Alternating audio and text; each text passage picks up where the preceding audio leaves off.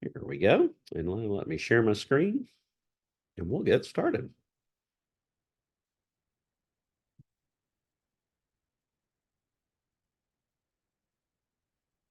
All right. So, as we get ready to do training tonight on church councils and lay leaders, you've got my email address there. You're always welcome to reach out to me anytime. So, feel free to do just that. We're talking about church councils. I use that word because, or that term, because that's what the Book of Doctrines and Discipline uses. You may call it something else. You may call it an administrative council. You may call it a leadership team. The last church I served before moving into supervisory ministry, we actually called ours something completely different. We called ours the compass team because that body set the direction of the church. So doesn't really matter what you call it, but the governing body of the church. So we'll get started here. So paragraph 337 in our book of doctrines and discipline kind of sets the hierarchy out. The church conference is always the lead decision-making body for the local church. But typically, for most churches, the church conference, it only meets once a year, typically in the fall, to kind of conduct some business for the church. So it's hard to let the church conference do all the decision making when it only meets once a year. So the charge conference empowers a church council to act in between sessions of the charge conference. And so the church council or its equivalent, whatever you call it, is kind of the lead decision making body for the church in between the sessions of the charge conference. And in the Global Methodist Church, this is important because this is really different from our former denomination. The default method of church governance in our Global Methodist Church is one leadership team. And that one leadership team would cover all the traditional areas that you're probably used to: staff parish, finance, trustees, and the church council, kind of all rolled into one.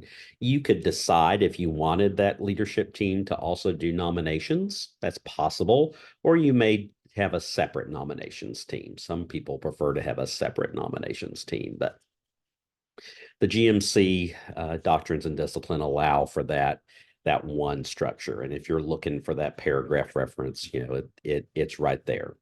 And I would say we're having more and more churches shifting to the one leadership team model. I would guess the traditional model is still probably the majority. But I would say we're probably getting close to a third of our churches now using the one leadership team model, and I predict that actually will begin to grow. A lot of our smaller churches, it's just hard finding people to fill all those positions and all that traditional structure, and it's a lot easier to create one team. So let me give you some pointers. If your church is thinking it might want to shift to having one leadership team cover the church, it requires a few things. It requires a church conference. The church conference has to empower and create that structure, and your presiding elder has to sign off on it. That's not because we're trying to control anything or stick our nose into your local church. It's to make sure there's good accountability and just to make sure that a small group of people is not deciding to completely change how the church is governed and there's not good input and voting by everybody. So that's why we do that. But that's required. It's really all that's required. But here's what I would tell you. If you're shifting to that model, I would say to you, it requires a lot of really good and thorough communication. You're concentrating authority and power for the church in a much smaller entity. And when that happens, it can make people nervous. And so I would beg you, if you're going to do this, and I don't have a problem with it at all. I actually think it's a good idea. But if you're going to do it, I beg you to over communicate. Once you decide on what your structure is going to be, I would talk about it. I'd spend a month or two talking about it. And you could do e-blasts, you could record videos, you could do a town hall, you could do small groups, you could write, there's lots of ways. You all are creative and you could figure out how to do that. But I would talk about it so much that people are sick of hearing about it. When people are begin to say, "Oh, good grief, enough! We've heard enough. Let's do it," then you finally communicated enough. When you're concentrating that much power in a smaller group of hands, you just want to make sure that everyone's on board, and you want to give time for people to worry out loud. I've often found you may have some folks who need to worry out loud that they'll support you and they'll go along with what you're proposing if you'll just give them an avenue to share their concerns out loud and let them know that you respectfully heard them. So I encourage you just to have a good communication strategy if you're going to pursue it. If you're wanting to talk with some churches that have already gone down this path, we're glad to share them with you. I don't think they'll mind me doing that right now. One model that you'll see often used is you'll have anywhere from like 9 to 12 members of a leadership team. And you'll see maybe 3 to 4 focusing on staff parish, and 3 to 4 focusing on finance, and 3 to 4 focusing on trustees. The whole team would still consider everything together, but if there are specific things that need to be done, it would be that smaller subcommittee that would kind of focus on getting that task done. That's one way. Another way is just to have everyone together and everyone does everything as a committee of the whole. And that's possible too. My guess is smaller churches might lean towards that. Larger churches might lean towards the subcommittees, but we're glad to connect you with some churches that have done that well, if that's something that interests you. So who can be on the church council? The Book of Doctrines and Disciplines says to be on the church council, you have to have genuine Christian character, and you have to be someone who loves the church. And that may seem like a no-brainer, but it's very important. Church council is not to put cantankerous, cranky people who can't stand your church. This is the place to put people who love your church and they want to see it blossom and truly just expand in sharing the good news of Jesus Christ. You want these people to be spiritually mature. This church council is not a place for someone who's a brand new Christian. The church council is a place for people who are deeper in their faith because they may have to make some harder decisions. And having a deeper faith, I think, helps to make better decisions. You want them to be competent. You want them to be people who actually have some skills and gifts, the spiritual gifts of leadership or administration or uh, perhaps helps or something of that nature, teaching. Those sorts of spiritual gifts are the ones you're looking for. They have to be a professing member. So you can't have a non-member sit on your church council. You have to have a professing member of the church. The Book of Doctrines and Discipline requires at least 8 people. So there have to be at least 8 people on your church council. Can't be any smaller than 8. There's no limit on a maximum. I actually know a church council actually, I served the church. I was the associate pastor of a church 20 plus years ago that had 120 people on its church council. You're going to think I'm joking. I'm not. There were 120 people on the church council. Folks, that was unruly. It was crazy. And so I personally think when you get much more beyond 12, I think it gets hard. I think I think just hard to kind of by the size keep everyone together and on task and moving forward at the same time, but there is no maximum. You do have to divide the church council into 3 classes, and they should be of 3 years. Automatically on the church council, the pastor is ex officio on the church council. He or she is automatically on every committee in the church. They automatically have voice. They don't have vote, but they have voice. And then if you're in the traditional model, you have to include the chairs of your staff parish, your trustees, your finance. Lay leader is also required to be on the church council and the lay delegate to the annual conference if you're doing the traditional kind of model of church governance. So what does a church council do? So paragraph 343 in the Book of Doctrines and Discipline is going to be the place to go. As I've shared in other trainings, we have tried to really do a better job of making sure that you can have one place to go to get all the information you need. So everything about the church council is in paragraph 343. If you don't know how to find the Book of Doctrines and Discipline, if you go to globalmethodist.org, you will find the Transitional Book of Doctrines and Discipline on the denominational website. So 343 will guide you. So church council is responsible for, and actually says this in the book, I love it, planning and implementing a plan for evangelizing and spreading scriptural holiness. Um, we did that on purpose. We wanted to remind the church that its first and primary duty is to evangelize. That may not always have been the case in our previous denomination, but in the Global Methodist Church, evangelization is the primary task. John Wesley told everyone, you have nothing to do but to save souls. And so that's our primary thing. And so the church council is responsible for making sure there is a plan and implementing that plan for evangelizing. Church council oversees the administration of the church. It should be evaluating the mission and the ministry of the church. It sets the direction. You know, if your church, if you can't remember the last time your church had a strategic vision plan where you had your church leaders get together and say, God, where are you at work in our community, and how are you leading us to join your efforts? Church council should be responsible for doing that. If you have a vacancy on an administrative committee in between the meetings of the church conference, the church council fills those. They also have the ability to do that. Church council establishes a budget for the church. You know, after, of course, finance committee is probably going to prepare that and recommend it, but the church council establishes the budget. Church council makes a recommendation of the appointed pastor's salary to the charge conference. Staff parish is probably going to come up with the salary figure, but they bring it to the church council because the church council is the lead organization in the church.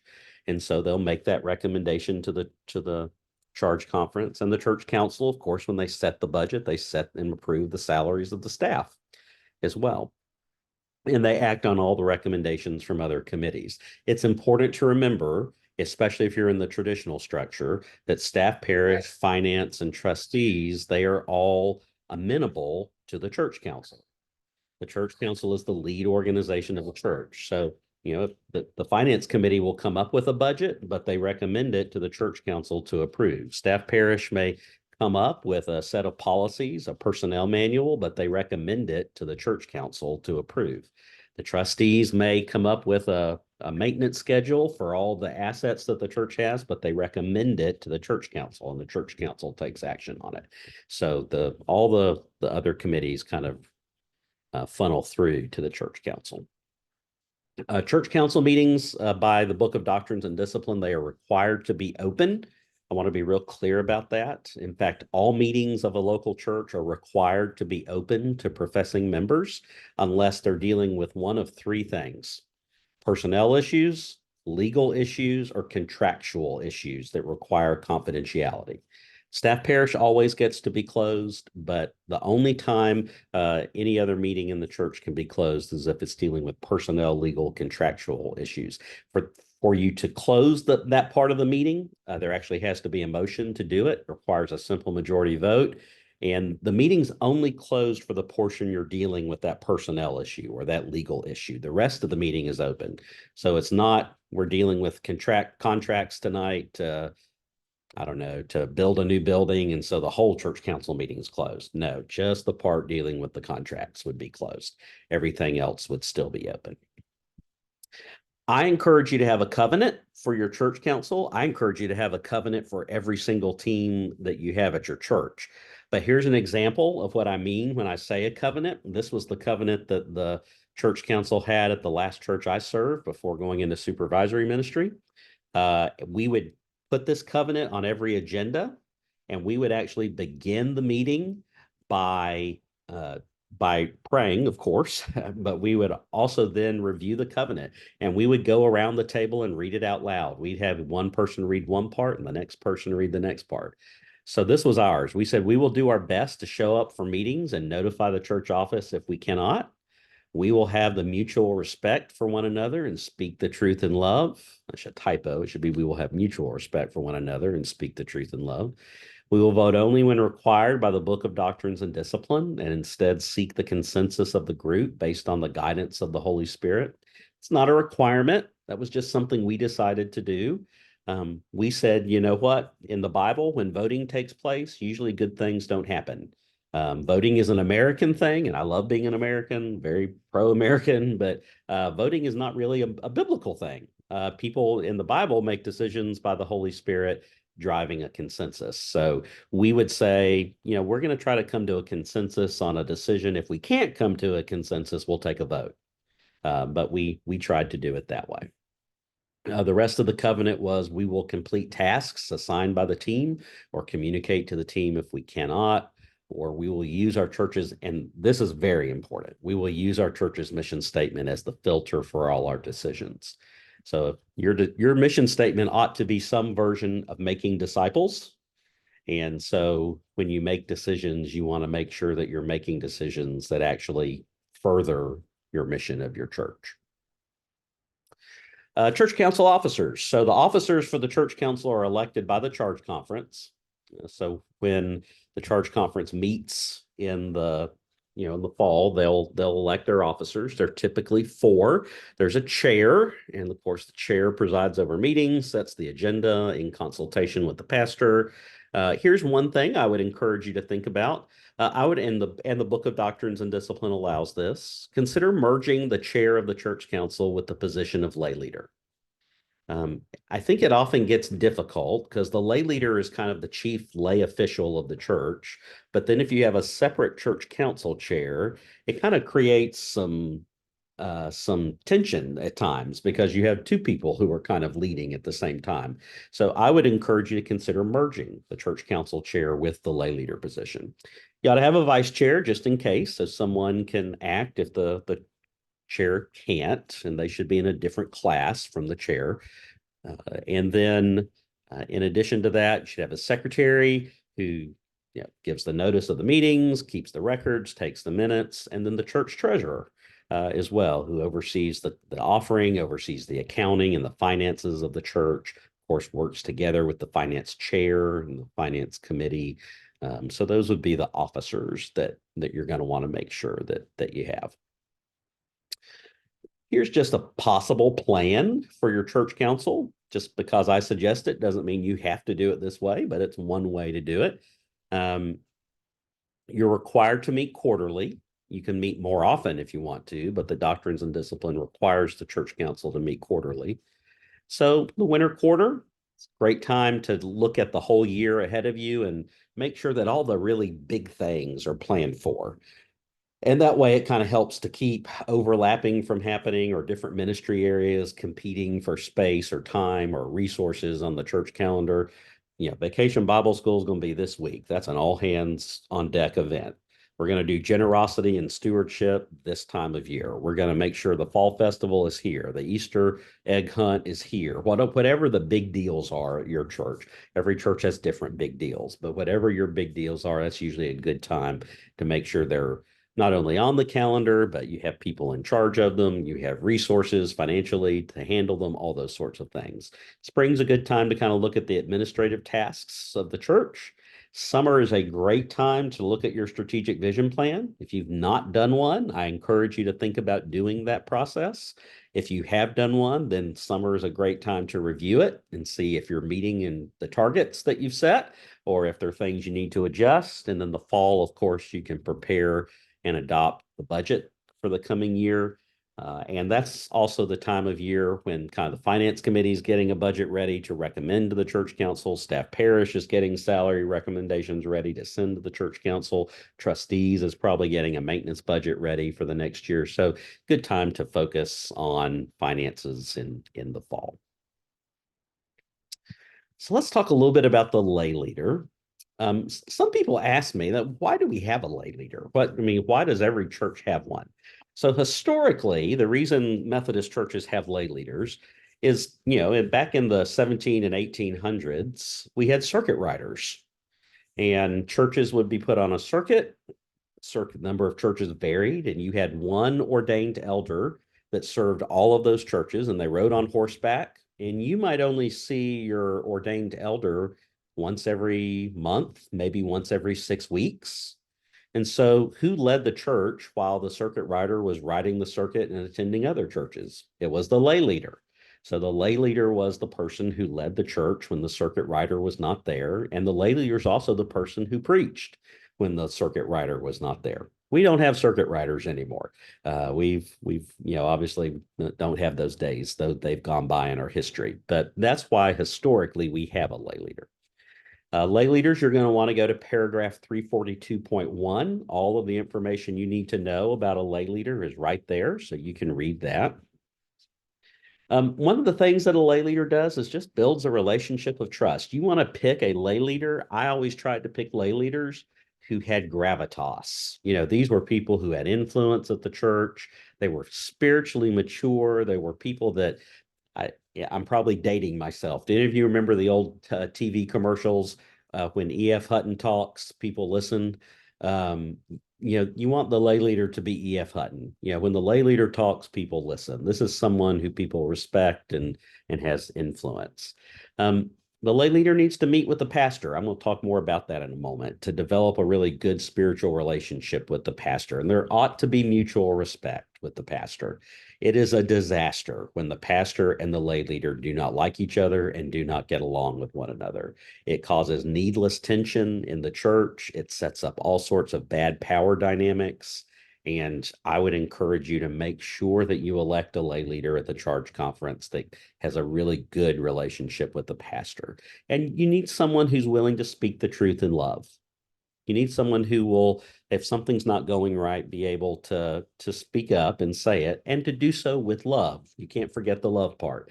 It's no good being blunt if you're going to just annoy everyone and get everyone upset. You want to speak the truth in love. You want a lay leader who will help keep the main thing the main thing. The main thing is not a thing. The main thing is a who. It's Jesus. You want a lay leader who will ensure that Jesus is always first and foremost at the center of the church in everything that the church does, which means the Great Commission that Jesus gave us to make disciples is at the very center of what you're doing. And so the lay leader helps the pastor to do that. It's kind of natural for our churches to look inward instead of being outwardly focused. Of course, every pastor I know is always trying to help keep their church outwardly focused. One person can't do it alone. They need a lay leader who will stand beside them and help keep the church outwardly focused and say, here's what's going on in the community and the world. Here's where God is working in our community. And here's maybe some ways we could partner where God is already at work and get behind what God is doing to spread the gospel of Jesus Christ. Some possible spiritual gifts that would be helpful for a lay leader. Shepherding is a good spiritual gift for a lay leader. Leadership is a good spiritual gift. Administration, faith helps. Those are all really good spiritual gifts for a lay leader to have when you're trying to figure out who your next lay leader should be. Lay leaders, by the way, serve for 3 years, and they are allowed to succeed themselves once, which means a total of 6. If you have a lay leader at your church who's been serving longer than 6 years, friends, it's time to let that person have a rest, and it's time to let someone else be the lay leader. It's not, term limits are good, and they are helpful, and it's not good to have the same person serve in that role year after year after year, and 20 years later, no one can remember anyone but Susie being the lay leader. So after 6 years at the most, but probably after 3, it's time to let someone else take a turn. I would encourage the lay leaders, don't see power as a means of control.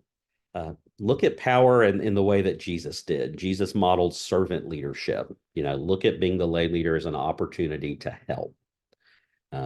You are there as the lay leader, the chief lay official of the church, to work for Jesus. You're not there to work for yourself. This is not you being in that position to get your pet projects through or to get your style of worship in or any of those things. You are there to work for Jesus. And lay leaders ought to be people who are lifelong learners, people who are not afraid to kind of say, what are the best practices for churches in 2024? What are the prevailing churches in the world doing right now? And how do we need to think about what we're doing at our church to see if we could implement some of those strategies to help share the gospel? They need to be curious people who are willing to look at what those are and not just assume that they know them. The lay leader needs to be meeting with the pastor regularly. I promise you, your pastor will appreciate it. If you have a pastor who doesn't want to meet with their lay leader, that's problematic. That they ought to be meeting regularly. I always tried to meet with my lay leader at least once a month. We usually would go to lunch. We kind of had a standing lunch appointment that we would go and just eat together. But they need to communicate regularly. They're just trying to make sure the pastor is supported, being a good sounding board and a confidant, helping to just share the vision of the church and make sure that people are catching the vision and buying into the vision and implementing the vision. Meeting with that pastor is a critical thing for the lay leader to do. This one is very important. I've always tried to go by the rule, and no matter what role I served in, you praise in public, you criticize in private. You provide the pastor with public support. If you need to say something that's constructively critical to the pastor, you do that behind closed doors. But sometimes the pastor needs to hear that. We are not perfect by any means, me at the top of the list. And we need to hear some good, clear, honest, discreet communication. Um, I have always argued to folks, if you're going to bring me a problem, then bring me a potential solution with it. No one wants you to bring them, no one wants to be bought a problem, have it laid at their doorstep, and then the person say, all right, bye, see you later. If I'm going to bring a problem to someone, I'm at least going to try to bring some potential solution. Matthew 18, verses 15 through 17 is Jesus' model for how to deal with conflict. You always go to the person you have trouble with first. So if someone comes to the lay leader and says, I have a problem with the pastor, the lay leader's first response and only response should be, have you talked with the pastor before coming to talk to me? If the answer is no, then the lay leader needs to say, I am so sorry. Jesus requires me not to listen until you have talked to the pastor. You need, or the youth director, or the, fill in the blank. Obviously, the lay leader, we want someone who's willing to pray for the pastor and the pastor's family as well. I've shared in the staff parish trainings. Being a pastor is a really lonely job, even though it may not seem like it would be, but it is. Just trust me. And knowing that someone is praying for you and your family is a big deal. So that kind of gets us to the end of things. Not hard. I'm going to stop sharing. And let's see what questions you might have. We'll be glad to answer them. So what questions do you have? Jay, in the past, the lay leaders in the church would went for training, level 1, level 2 training, and they were good for 3 years, as I remember. What is the global going to do as far as, let's say, someone in the church wants to become a lay servant? So those are two different things. So the lay leader is the elected lay official of the church, and they serve on the church council and all the administrative teams. You're talking in our former denomination of what used to be called a lay servant or a lay speaker. So we don't have any of those in the Global Methodist Church. We have what's called a certified lay minister. And if you want to read about those, I think it's either paragraph 301 or 302. If you were any of the following in the United Methodist Church, a lay servant, a lay speaker, a home missioner, a certified lay minister, an advanced lay speaker, and I think a deaconess. So if you were any of those things in the former denomination, you are now what's called a certified lay minister in the Global Methodist Church. We will have a process of kind of certifying those folks. We're just not there yet, friends. We're still in this transitional period. I counted today. We had a cabinet meeting today. 1, 2, 3, 4, 5, 6, 7, 8, 9, 10, 11, 12, 13. We still have 15 appointments that we're working on making.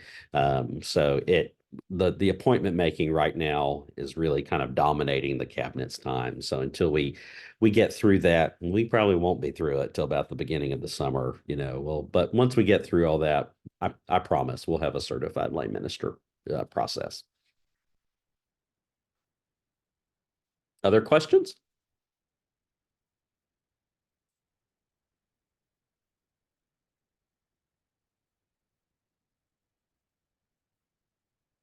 I, I, I think I see Marilyn trying to speak. You're on mute. Sorry. Yeah, thanks. Um, so the women's groups, we're no longer under the United Women in Faith. And so we're kind of out on our own, doing our own thing. And in our church, we've got maybe 3 different groups that are working not really together. I mean, nobody's at odds with anybody, but it's not unified. And I've been thinking recently, maybe we should be under the headship of what we call our board. We call it one board, our church council. And do you see a problem with the way we're doing it? Do you think I'm on the right track or not? Sure. Yeah, so I can speak a little bit to that. So, of course, any pastor is always scared to ever tread with the women of the church because you don't want to run afoul of them ever, ever, ever, ever. So I'll put up an umbrella of mercy as I'm getting ready to say what I'm about to say. In our former denomination, there was obviously a denominational wide group called the United Methodist Women. Um, I certainly had good focuses. Missions was a key focus of it, but it took stances that we would argue are wildly contrary to Orthodox Christianity, wildly contrary to Orthodox Christianity. And so when we started the Global Methodist Church, we intentionally did not bring that over because we didn't want to go there. So and we've really tried to empower the local churches to do what they feel is best. So what I say to folks is, I would do women's ministry under your own umbrella, just like you do youth ministry or children's ministry or men's ministry or seniors ministry for older adults or what have you.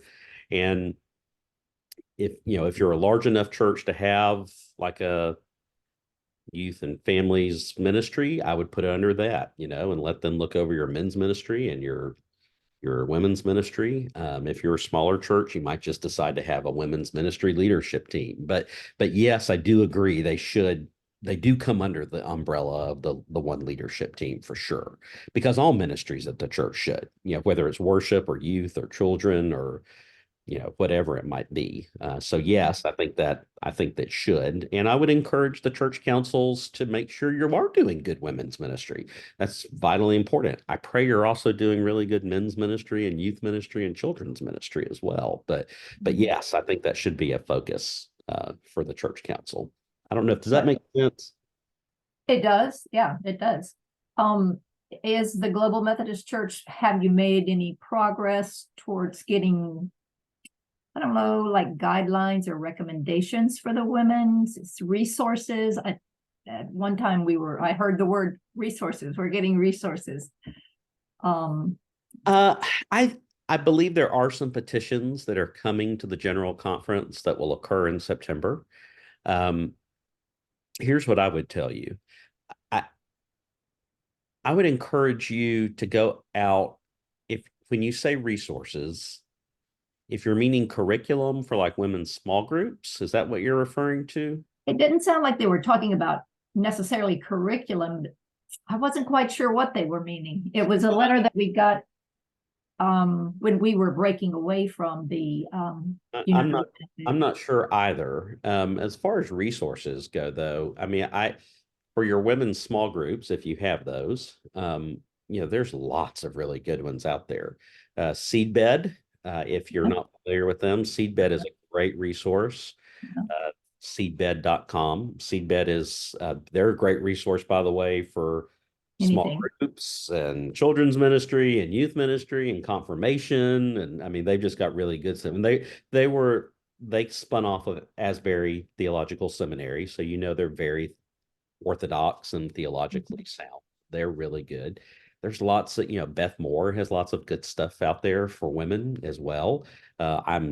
I love Beth because she's finally said, yes, I am a pastor, which I love, because women certainly can be pastors. So, she for a long time used to say she wasn't a pastor. She said, nope, I'm a pastor. Good for Beth. So, she's got good stuff. There's lots of really good stuff. The only thing I would caution you is just make sure it's Wesleyan. And if it's not Wesleyan, I mean, it's not like you can do stuff that's not Wesleyan, but use it as a teaching moment. So if you're doing women's curriculum that's not Wesleyan and it talks about predestination, well, then use that as a teaching moment to say, this is why we don't believe in that. That's something that Reformed theology believes, not Wesleyan theology. So. Okay. Well, Jay, I don't know, Marilyn, are you talking, because we go to obviously Lake Magdalene, are you talking more of like guidelines of regulations and things for women's ministry, having more of an idea of what that calls for your organization versus resources? Is that what you're asking, Marilyn? Well, I'm just wanting to know what the conference might be offering to the women. And I mean, yeah, I would like to see in Lake Magdalene, just all our different areas of women's ministry. We've got Bible studies that are going on, and we've got what we are calling circles. Jay, you're probably familiar with the old circles from the United Women in Faith. And then we've got some groups that kind of are focusing on activities, but we're kind of spread out. There's no one oversight over, just to kind of make sure nobody gets off in a rabbit trail, So it sounds to me logically or any other way. Sounds to me like it's a good time for maybe there to be a leadership team for your women's ministry at your church, and for the church council to kind of help empower it, and then maybe bring some plan back to them. And I think that'd be a great place for the church council to start. Okay, thanks. Yeah. Any other questions you might have? I have a question.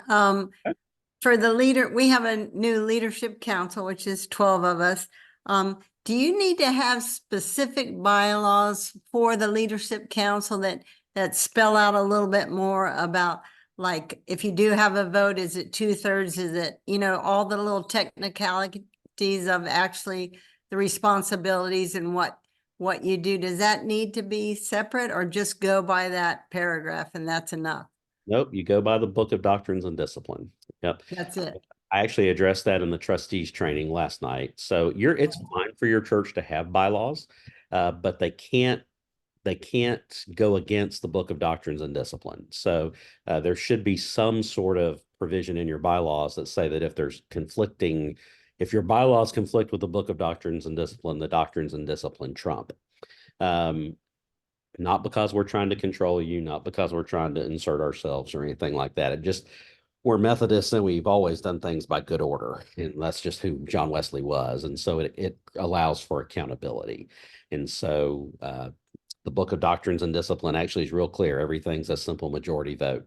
There are only a very small handful of things that are super majorities, and they are specifically spelled out in the Doctrines and Discipline. So go by what's there, and you should be good. Okay, thank you. You're welcome. So Jay, I have one question about when you're doing a one church board and then you're closing out the public part to go into your SPRC, which we do after we've done the open part of the meeting. We ask the members, church members, no one that's on the board to, please leave during that part. We don't close that meeting out. Once they leave, we just go on into SPRC. Is that the way we need to do it, and not officially close out that, because we do that every month? That's the way we run our meetings. Yeah, staff parish automatically in the Book of Doctrines and Discipline meets in closed session. It's the only team that can do that.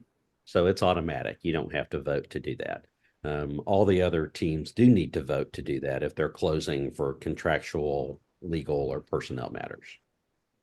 So when we finish the main board where people are allowed to be in there, we don't have to officially close that meeting, have them leave, and then open an SPRC meeting. That's what I'm asking. No, okay. You just have folks, when you get to the staff parish stuff, you just ask any visitors or guests to leave the room. Right. Okay. That's what we do. Thank you. Yeah. Anything? Hi, good evening. I have a question in regards to and I apologize up front if this comes across as an ignorant question, but You're fine. where does the, you know, pastor's role and the council's role, you know, what, you certainly don't want to handcuff the pastor to do what God's calling him to do within the church, but where does that, is there something set that there's kind of guidelines as to what's within the pastor's role and what's in the church council's role as far as changing things within the church, or if can understand where I'm trying to go? Yeah, I think I do. So the Book of Doctrines and Discipline states that the pastor is the chief administrative officer of the church. But the church council is the lead policymaking body for the church. It's not a perfect analogy. Of course, whenever you use a metaphor, it always kind of breaks down, but so don't take it too far. But think of it like the church council is Congress and the pastor is the president, you know. So you have one kind of acting in an executive function, one kind of acting in a legislative function. Again, not a perfect analogy, but the pastor is a part of all those teams, including the church council, should certainly speak up and have a role. But the church council needs to pass a budget. The church council needs to set salaries. Church council needs to set the vision. Pastor ought to be really involved in the vision setting too. You know, there are a few remote things. The pastor worship is the purview, almost the complete purview of the pastor.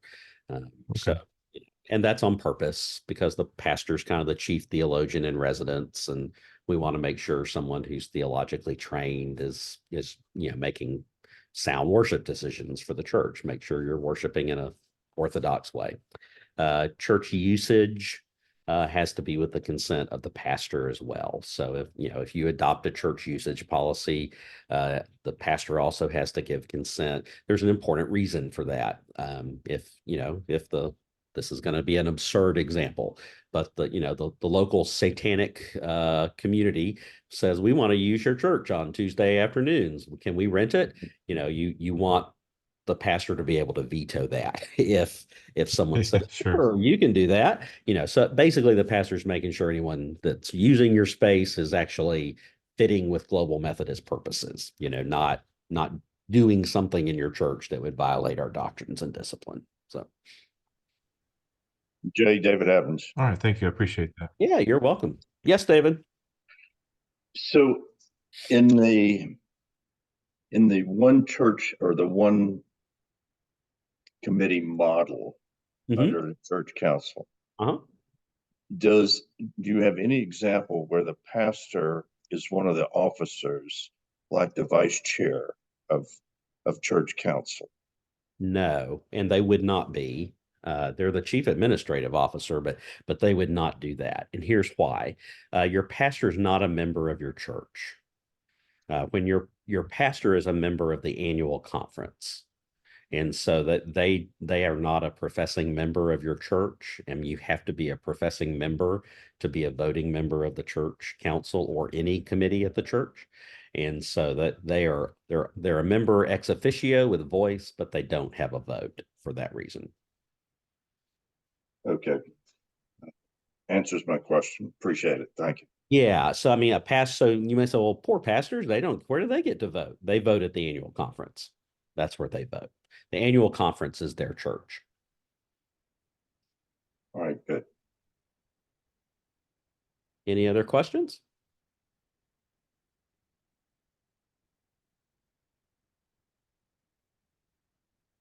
All hearts are clear, as the Quakers say. All right. Well, friends, we're going to sign off and let you get back to your evening. If you'd like a copy of the PowerPoint, just email Julie. She'll be happy to send it to you. And of course, as soon as this is over, we'll get it started uploading to YouTube. Probably take 90 minutes or so, but it'll be up there. And if you want to share it, watch it again, watch it with your team, whatever you'd like to do, it'll be there on demand for anyone who would like to see it. So, Jay? Yes. Where is it on YouTube? We have our own channel on YouTube. So if you want to search on YouTube, search Florida Conference of the GMC. Okay. You'll see our channel, and All the trainings we've done are there. Church council, trustees, finance, staff parish, they're all there. The keynote talks from our annual conference are there as well. Some of our folks have wanted to use those with their leadership teams to watch those keynote talks, so they're there as well. We'll add more stuff as we go along, but yep, all right there. We'll post it on our Facebook page too, but I think it'll be easier to find on our YouTube page. Great question. All right, well, let me pray for us and we'll be done. All right. Heavenly Father, thank you for this time to be together and just think about how to be the church and to have a church that is in good order, because you are a God of order and not a God of chaos. Lord, bless these leaders as they seek to lead their churches. And Lord, as we finish this meeting and go on to what's next, would you help us to do so in glory to you? Would you give us a good night's rest? And tomorrow, would you help us to be ready to serve you in whatever ways you call us? We ask all this, Jesus, in your saving name. Amen. All right. God bless you. We'll see you later. Bye-bye.